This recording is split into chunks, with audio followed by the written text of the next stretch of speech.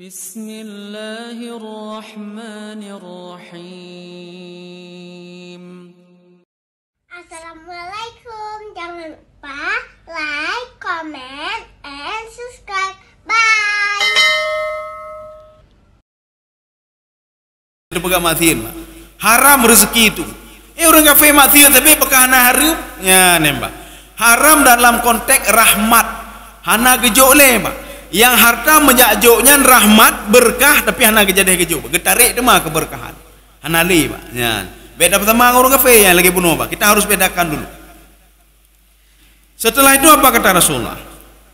Wa taji'u fitanun yuraqiqu ba'daha ba'dan. Yang kamu mulai terus fitnah, Pak. Fitnah. Fitnah ini ujian.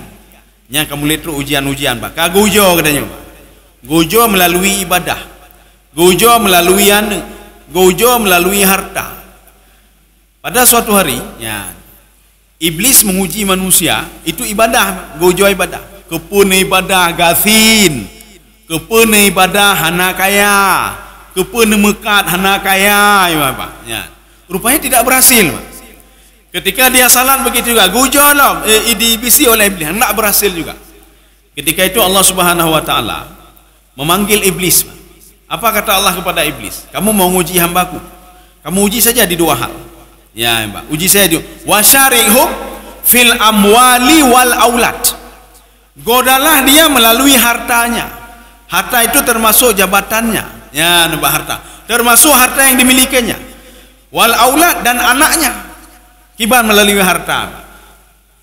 Gedanya jamun hantan tertinggal semayang. Gedanya jamun sampai pah tepat hotel semayang. Tapi gara-gara kala harta bertambah harta, kagabung harta, Pak. Maka kesempatan ini dipergunakan oleh iblis dan setan untuk menggoda manusia melalui harta. Ya, satu. Yang kedua, melalui anak. Getanyo hantan tak temena agop nih, Pak. Tak jaga draw nih, Pak. Getanyo selalu berbuat kebaikan. Tetapi setan mempergunakan anak kita supaya getanyo tak temena. Kiban cara, pekata nane teboh. Kabengeh gane nih, Pak. Satu. Yang kedua, anak katanya main dengan anak lain, Pak. Mekaru tu, katanya hantan bengeh, tiba-tiba orangnya bengeh katanya, Pak. Nya setan ke pupuk jaro sudah berhasil. Berarti saya goda dia melalui anak saja. Anak karu dengan anak Yahya tak tenak ni, Pak. Yahya haji tak tenak. Maknanya apa? Iblis mempergunakan anak katanya supaya katanya bagah bengeh. Maka titiuro bengeh tapi katanya gara-gara anak uno, Pak. Inilah yang dimaksudkan dengan wasyarikhum fil amwali wal aulad. Kitanya seorang ahli ibadah, tak ibadahnya tak ibadah je. Tapi buat masalah kurang bacut mentang kamu pakai ni, Pak. Ipagah li beli. Hai jatah dron hanam temai kecoh li tipulan ka bengeh lah katanya, Pak. Gara-gara apa? Angka gara-gara hartanya, Pak. Makanya pada masa Umar bin Khattab radhiyallahu anhu ada seorang gubernur. Gubernurnya Gathin, Pak. Hana dalam sejarah gubernur Gathin, Pak. Beda pegah gubernur, Pak. RT RW mana paling enggak kendaraan lah sebuah, Pak. Nyohana tepu, Pak. Gubernur Hims. Hims itu di mana? Di Suriah. Kalau sekarang kalau kita lihat Homs, Pak. Tapi kalau bahasa ininya Hims. Umar bin Khattab pada suatu hari menyuruh kepada Baitul Mal. Jadi pegawai Baitul Mal, tolong kalian catat orang-orang miskin yang ada di kampung kalian, di negeri kalian, kata Umar. Apa kata yang Baitul Mal? Wahai Amirul Mukminin, kamu hanale urung Gathin. Nyo katanya apa ni? Boh junan lun tapo. Boh nan lun tapo. Kabeh boh nan lun tapo, Pak. Na lemo na nyo pik abuh nan lun tapo, Pak. Kabuh nan lun. Pada masa Umar mereka tidak berani untuk lun. Wahai Umar, kami ini orang mampu semuanya, Umar. Yang paling miskin gubernur kami itu miskin, untuk dia kamu kasih. Nya bajai cuma tapoh. Ya, Mbak, itu gubernur kami. Ngentak pak aja, Mbak. Akhirnya apa? Umar memerintahkan kepada pegawai Baitul Mal, kumpulkan harta Baitul Mal, ambil tepung, ambil gandum, roti dan lain sebagainya, bawa ke rumah gubernur kalian. Rumah gubernur, Mbak. Ketika sampai ke rumah gubernur, rupa gubernurnya sedang beribadah, sedang ibadah. Selesai ibadah ditanya, siapa di luar? Kami utusan Umar bin Khattab radhiyallahu anhu. Oh, tamong. Nyan pu kana meme talam. Jadi na harta, na ruti lain sebagainya. Apa ini? Pesan gubernur kami, pesan Umar bin Khattab, berikan ini kepada orang paling gathin. Kamu kalian paling gathin ke raun ni? Hana yang lain. Yang paling gathin raun. Kamu haid terima, kamu hana gathin. Apa kata gubernur tadi? Inna lillahi wa inna ilaihi raji'un. Ya, Pak. Segalanya kepada Allah, kemudian semua kembali kepada Allah. Inna lillahi, mandu mata Allah dan akan kembali kepada Allah. Apa maksudnya? Lun hana lun terimongnya. Hai pakan orang gathin. Apa kata gubernur Hims tadi, Pak? Oh, didengar oleh istrinya. Wahai suamiku, apakah Umar sudah meninggal? Ketika itu engkau mengatakan inna lillahi wa inna ilaihi raji'un. Tidak, lebih dahsyat, lebih dahsyat lagi dari meninggalnya Umar. Apa itu? Sudah datang dunia yang akan menghancurkan ibadahku. Ya, kata gubernur Lima. Nyobek gara-gara nyolo kala lele lewat itompeng ibadah nale. Jinocok ne aku oju. Selama ini saya tidak pernah terganggu ibadah saya. Saya tidak pernah mengeluh. Kenapa kalian yang susah? Jinon dia aku oju gede. Ya, artinya apa? Beliau takut nanti harta itu menjadi fasilitas setan dan iblis untuk menggoda ibadahnya, sehingga ibadahnya sudah mulai menurun kembali. Ya, inilah yang Rasulullah katakan. Nanti akan datang wataji'u fitanun yuraqtiqu ba'duha ba'dan. Jadi akan datang ujian-ujian. Pertanyaannya nanti, ujian bagi kita berapa kali datangnya? Padunggo terus. Kapan hilang ujian itu? Ya, kita lanjut lagi hadisnya. Wataji'u al-fitnatu, ketika datang ujian, fayaqulul mu'min, seorang mukmin yang betul-betul mukmin, yang betul-betul mukmin, apa kata dia?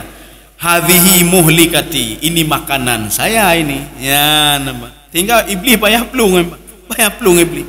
Umma makanan ni bah. Ujian itu makanan saya itu biasa, ya nama.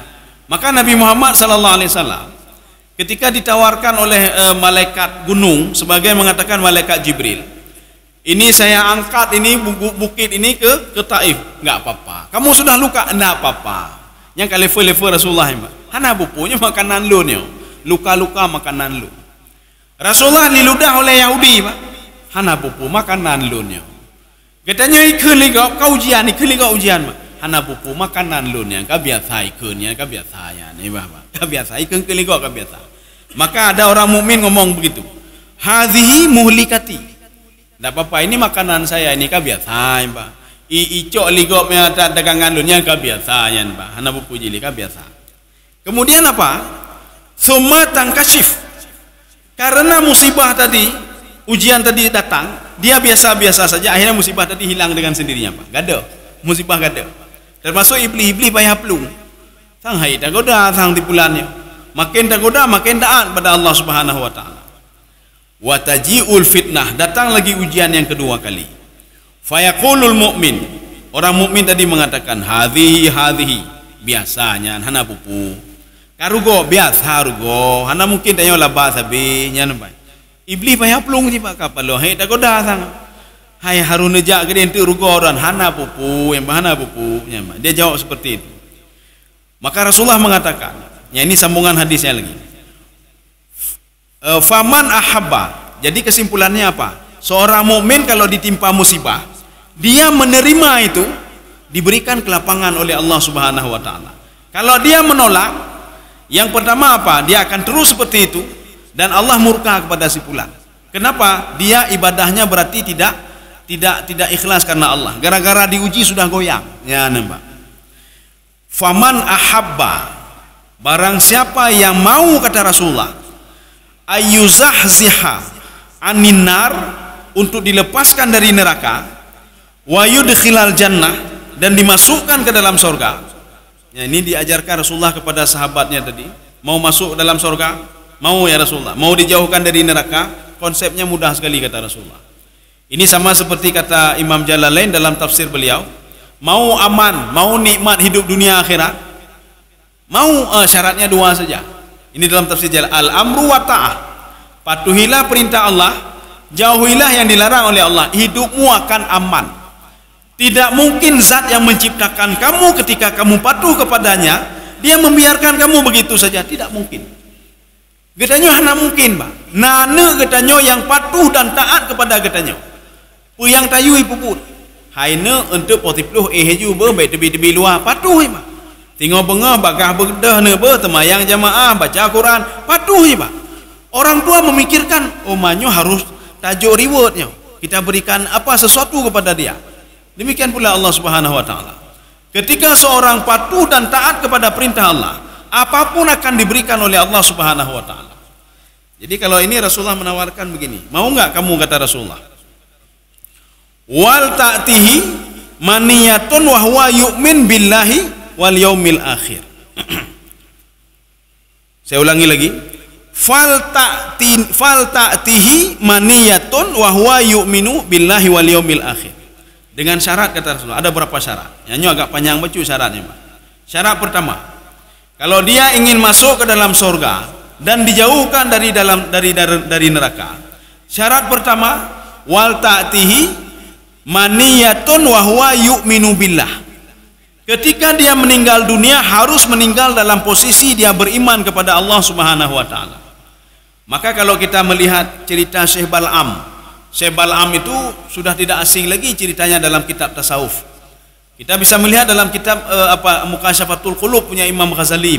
Kita bisa melihat juga dalam kitab Ihya Ulumuddin bagaimana kisah Syekh Bal'am, seorang ulama, seorang alim yang mempunyai pengikut ramai sekali, banyak sekali.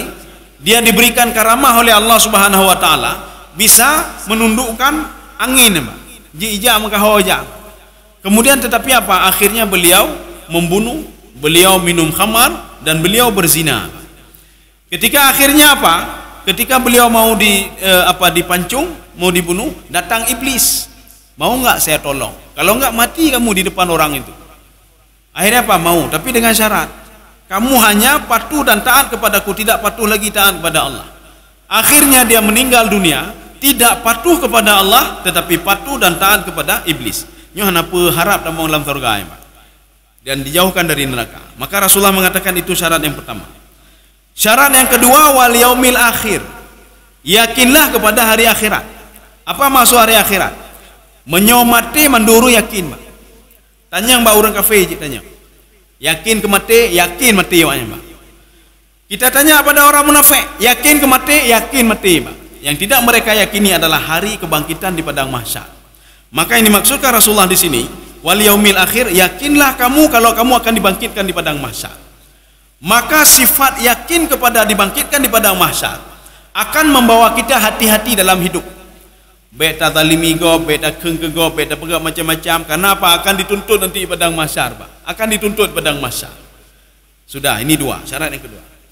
Syarat yang ketiga, wal yati ilan nas. Berbuat baiklah kepada manusia. Jadi rupanya berbuat baik pada manusia syarat juga untuk masuk ke dalam surga, Pak, dan dijauhkan dari dalam neraka. Mana buktinya? Jadi makanya nanti ketika ada seorang ahli ibadah, ahli tahajud, ahli sedekah, ahli Quran, dia dibangkitkan di padang mahsyar, tetapi dia tidak pandai berinteraksi sosial dengan masyarakat. Dengan masyarakat karu, Pak, dengan tetangga karu, ya, Pak. Maka tetangga ini dia bisa menuntut kepada Allah Subhanahu wa taala. Dia bisa minta kepada Allah untuk minta kompensasi, Pak. Maka dia bisa menuntut kepada Allah. Maka dia minta kepada Allah, ya Allah saya minta ya Allah. Dulu dia itu menzalimi saya. Sekarang kamu minta apa? Amal ibadah dia. Gejok oleh Allah, ya, Pak. Maka inilah namanya hisab. Hisab itu apa? Ada yang dikurangi, ada ditambah, ada diperhitungkan, ada tidak diperhitungkan, ada tidak dikira sama sekali. Hanya kira sama sekali, Pak. Sehingga amal ibadah dia nol. Ada orang yang nol amal ibadah, tapi ketika di padang mahsyar sudah bertumpuk ibadah dia. Kenapa? Orang lain ikengnya tepi-tepi, Pak. Ikengnya tepi-tepi, Pak. Maka orang yang ikeng benar bisa menuntut nanti kepada Allah. Jadi makanya katanya kalau kita dizalimi di dunia ini tak terima mentang, Pak. Ya, terima mentang ile. Gimana cara terima untuk tuntut pada mahsyar mentang baik no. Ya, Pak. Menyaino rugo, Pak, tertuntut ka rugo. Lebih lebay deh. Tapi lebih banyak labah lagi kalau kita maafkan orang itu, Pak. Tapi maaf orangnya, Pak. Kayak zalimi kita ya, belum pemaaf ya Allah. Nah tiplora ada pemaaf, Pak. Bahkan dalam hadis Rasulullah SAW, seorang pemuda yang dijamin masuk dalam surga oleh Rasulullah, ibadahnya biasa-biasa saja. Tetapi ketika dia mau tidur, dia berdoa kepada Allah. Allahumma gfirli dhunubi wa dhunuba man dhalamani. Ya Allah na pemaaf dosa lun dan dosa-dosa orang yang menzalimi lun. Hana orang lagi ya ba. Hana orang ya Allah na pemaaf dosa orang yang ka ipukurun timangan lun ya Allah. Ya Allah lun na pemaaf orang yang kamu hutang wak lun ya Allah. Nah ada ba. Itu jarang ya ba. Tetapi apa balasannya? Pemuda ini dijamin masuk ke dalam surga oleh Rasulullah sallallahu alaihi wasallam. Ya, tiada. Ini belum habis lagi. Ya, berarti kapadum ka bunuh. Kaleh ba. Berbuat baik dengan manusia. Maka enggak cukup berbuat baik dengan Allah saja, ibadah hante ba. Menyogotanyo karu ngan tetangga, nya siap-siap dituntut di padang mahsyar oleh tetangga itu ba. Katanya tatalimi tetangga, siap-siap untuk apa namanya? Dituntut oleh tetangga tadi. Maka Allah mengatakan dalam Al-Qur'an, barang siapa yang bertaubat akan saya maafkan min dzunub, daripada sebahagian dosanya. Apa maksud sebahagian? Para ahli tafsir mengatakan sebahagian lagi adalah dosa dengan makhluk. Maka Allah mengatakan saya angkat tangan, kamu minta maaf sama dia karena kamu berurusan dengan dia. Kamu ambil hak dia, kamu ambil punya dia. Ya. Hokanya. Waman baya'a imaman. Ya, ini ada lagi. Kalau ingin masuk ke dalam surga, ingin dijauhkan dari neraka, barang siapa yang sudah mengangkat seorang pemimpin sebagai pemimpin dia, fa'atahu safqata yadihi, dia sudah berbaiat, kajit dengan pemimpin kamu. Ya nema. Falyuti'hu in istata'a, patuhilah dia sejauh kemampuan kamu. Ya, patuhilah dia sejauh kemampuan kamu. Jadi bukan patuh ke Allah mentang jid na cara lain, patuh ke Rasulullah na cara lain, apalagi patuh kepada ini pemimpin. Artinya sejauh kemampuan kita. Fa in jaa akharu yunazi'uhu, kalau seandainya nyok getanya menghadap dalam surga ya, pemimpin tadi dirongrong oleh orang lain, ya Pak, dirongrong oleh orang lain, fadribu unuqal akhar, bunuhlah orang ini Pak. Kan pemimpin dia bunuh, betalah dengan ayatnya di hadis ini Pak. Yupoh orang yang merongrong bunuh, ya Pak. Jadi makanya nanti kalau dalam hadis, dalam ayat kita salah mengembalikan damir itu kata ganti, roh tapoh pemimpin. Yang pemimpin rongrong, maka bunuhlah pemimpinmu. Padahal tidak, bunuhlah orang yang merongrong tadi. Ya, sekarang kita ada hadis, ya ini hadis yang terakhir. Seorang melapor ke Rasulullah. Ada seorang pemimpin talim ni, talim bagi ban. Hak rakyat nak keju, hak rakyat nak keju. Ini kekebah tapi, ini bagaimana ini? Hadis ini dari Abi Hunaidah. Wa'il bin Hujr radhiyallahu anhu qala, Sa'ala Salamah bin Yazid al-Ju'fiyu Rasulullah sallallahu alaihi wasallam. Pada suatu hari Salamah bin Yazid bertanya ke Rasulullah, "Ya Rasulullah, ya Nabi Allah, ara'aita, bagaimana pendapatmu ya Rasulullah? In qamat alaina umara'un, ada seorang pemimpin, bahkan bukan seorang, banyak pemimpin-pemimpin. Yas'aluna haqqahum, mereka cuma menunaikan haknya saja. Haknya saja. Pui co atagop hak dro kepikirnya. Hak dro kepikir. Nyo jatah lun, jatah dro kepikirnya. Kepikir jatah dro. Wa yamnauna haqqana, dan tidak memberikan jatah kami ya Rasulullah. Jatah dro kecok, karena kan yang pemimpin habis kecok je jatah dro. Atagop nak je. Kemudian apa katanya? Fama ta'muruna, bagaimana pendapat engkau ya Rasulullah? Apakah harus patuh dan taat kepada pemimpin seperti itu? Fa'arada anhu, Rasulullah berpaling dari pemuda ini, tidak mau menjawab. Bertanya yang kedua kali, Pak. Fasa'ala thaniyah, dia bertanya kedua kali. Rasulullah berpaling lagi, Pak. Sehingga ada salah seorang sahabat, dia tarik kipek baju urungnya, Salamah bin Yazid. Peletak dan tanya oleh. Menyuruh Rasulullah kagak pegat lagi, yang berarti Rasulullah tak mau menjawab itu. Pemuda ini bertanya lagi, Pak. Akhirnya dijawablah oleh Rasulullah SAW. Karena lega ketanya. Seorang pemimpin dia ambil haknya saja, keluar untuk keluarganya saja, untuk rakyatnya tidak apa. Hanya pikir ke rakyat ini, Pak. Bagaimana itu? Apa kata Rasulullah? Faqala Rasulullah SAW, isma'u wa ati'u, patuhilah dia, kata Rasulullah. Taatlah kepada dia. Walaupun urang lagi yang nampak, icok hak katanya, idalimi katanya, patuhlah dan taat kepada dia. Kenapa kata Rasulullah? Fa inna ma alaihim ma humilu, mereka akan mempertanggungjawabkan apa yang mereka ambil dari kalian di padang mahsyar nanti. Mereka akan dimintai pertanggungjawaban oleh Allah Subhanahu wa taala kezaliman mereka. Jadi kalian ini sebagai bawahannya patuh saja, enggak apa-apa, patuh saja. Yang jelas dia tidak bisa macam-macam dengan kalian, kata Rasulullah SAW. Hanya macam-macam, tidak bisa memudaratkan kecuali dengan izin Allah Subhanahu wa taala. Walaupun pemimpin laginya patuh, kata Rasul, isma'u wa ati'u fa inna ma alaihim ma hummilu. Itu urusan mereka dengan Allah. Icok hak awak dron, urusan mereka dengan Allah. Dia mendalimi kalian, urusan mereka dengan Allah. Yang jelas kalian as-sam'u wa ta'ah, patuh dan taat kepada dia. Dia mengeluarkan kebijakan, kebijakan harap bina-bina. Dah pegah ada, hana pak dengar, ada kamu habis ni cok ada mendum. Nyan hanjit lagi. Harus patuh dan taat. Itu urusan dia dengan Allah. Setiap dia mendalimi katanya, icok hak katanya, idalimi keluarga katanya, urusan roh dengan Allah. Dan kita bisa menuntut di padang mahsyar nanti, menuntut apa yang sudah dilakukan sama kita. Tetapi ketika beliau memimpin as-sam'u wa ta'ah, wajib patuh dan wajib taat. Wa alaikum ma hummiltum, kalian begitu juga, ya Mbak. Kalau kalian tidak patuh, kalian akan dituntut oleh Allah. Kenapa tidak patuh kepada pemimpin? Tak jawab tu. Ya Allah, kamu hana patuh kepada pemimpin, kai zalimi kamu, icoha kamu. Maka kita kembali ke hadis yang pertama tadi, Mbak. Wala hujjatalahu, Allah tidak mau mendengar hujah. Yang jelas kenapa tidak patuh pada pemimpin? Urusan dia mendalimimu itu urusan lain. Urusan ketaatan itu urusan lain, Mbak. Urusan lain. Maka setiap ada kebijakan beliau, kebijakan kecuali dalam urusan maksiatnya hana apa tak dengar, Mbak. Ya apakah ada ini dihalalkan prostitusi, Mbak. Hana apa dengarnya lawan ju pemimpin, Mbak. Tapi kalau beliau ini demi ini kemaslahatan bersama, ini demi walaupun icok hak adanya, Pak. Dengar kata Rasulullah, dengar saja dia dan patuhi dia. Nanti dia akan berurusan dengan Allah Subhanahu wa taala. Begitu juga kalian. Kalian akan berurusan dengan Allah. So kalian benar yang patuh atau tidak patuh nanti, ya. Hadis ini diriwayatkan oleh Muslim. Saya rasa cukup sekian. Ya, mungkin ada aktivitas lain. Saya minta maaf. Mudah-mudahan ada manfaat bagi tuan dan jemaah sekalian. Subhanakallah bihamdika asyhadu an la ilaha illa anta astaghfiruka wa atubu ilaik. Assalamualaikum warahmatullahi wabarakatuh.